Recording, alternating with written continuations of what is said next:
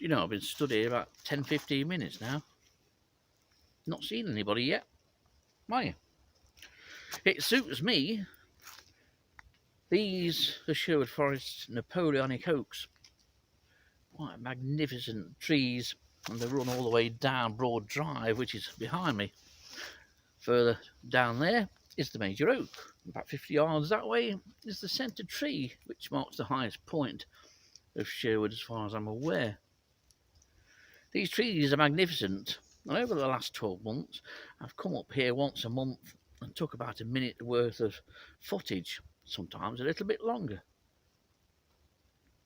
I wanted to show these trees throughout the year, and it turned out to be an interesting year with the dryness.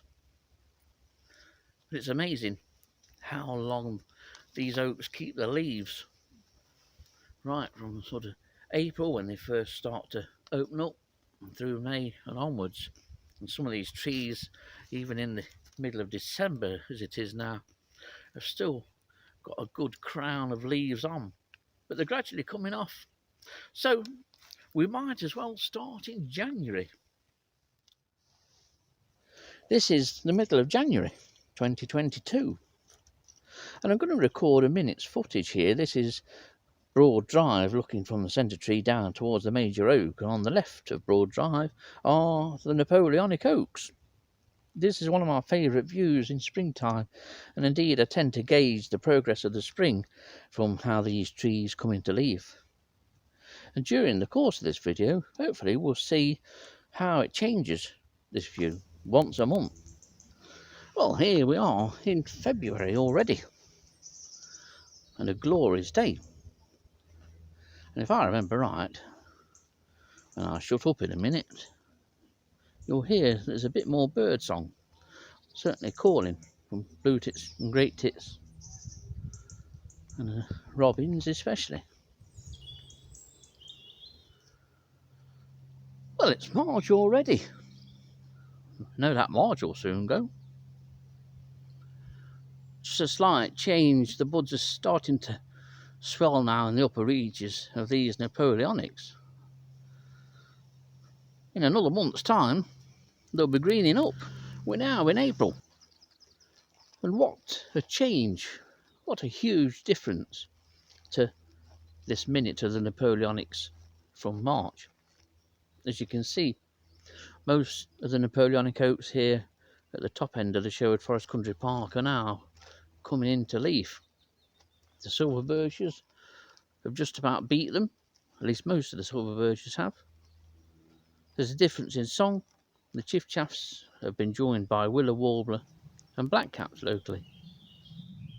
We're now into May, probably the most beautiful month of the year. All the foliage is at its brilliant, fresh best. All the leaves on these Napoleonic oaks are now fully expanded and out, and in all their glory. Everything is picture perfect. Well, already we're into June. As you can see by the oaks, the leaves have now darkened and matured as we approach the start of the summer. Well, it's now July, an absolutely beautiful early afternoon here up at the Napoleonics. So, while there's nobody about, here's a minute of the Napoleonic Oaks in July. It's now August, month 8 of our monthly minutes of the Napoleonic Oaks here in Sherwood Forest, situated along the old Broad Drive, the former London Road. Find ourselves, after 8 months, in the month of September, the 9th month of the year already. And as the sun comes out from behind some towering cumulus clouds here and filters down through these beautiful Napoleonic oaks, here's a minute's worth of those Napoleonic oaks for the month of September. We're now into October, well into the second half of October now, And there's some changes. The nearest to the Napoleonic Oaks, which is situated behind the youngish oak tree that you can see on the left of your screen, that's already well into changing colour. Well, you wouldn't think that this was November, but I'm filming this on November the 10th. It's a glorious day, and the Napoleonic Oaks are still adorned in the Lincoln green colour of the leaves.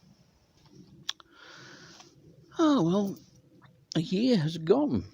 This is December, and there's been quite a change, quite a notable change on the amount of leaves that the Napoleonic Oaks here at Sherwood Forest are now holding.